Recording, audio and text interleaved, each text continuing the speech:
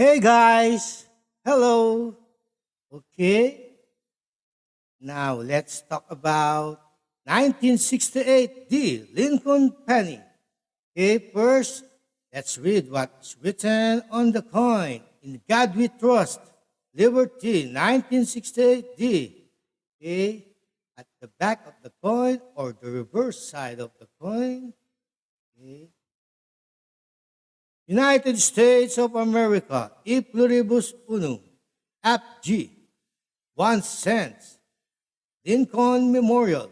Okay, now let's find out the value or the price of a 1968 D Lincoln penny in top condition. Yeah, in top condition.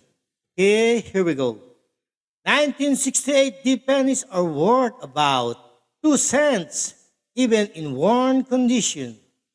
Uncirculated 1968 D Lincoln pennies have a value of around 10 cents to 25 cents, while the most valuable 1968 D penny was graded by Professional Coin Grading Service as an MS67RD and took $2,300 in a 2008 auction. Wow, $2,300 for 1968D penny graded MS67RD.